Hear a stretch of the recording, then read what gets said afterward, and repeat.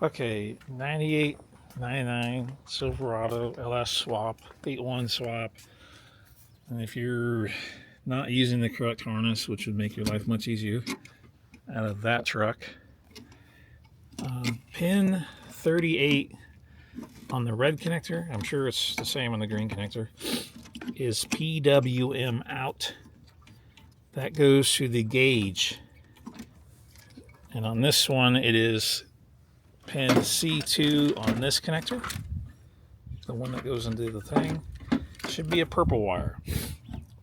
Then you want this 4-pin connector that comes down from this harness, is a purple and white on this one.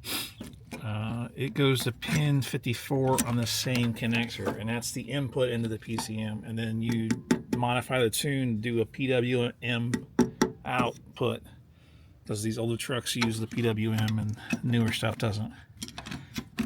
So that's how you do it.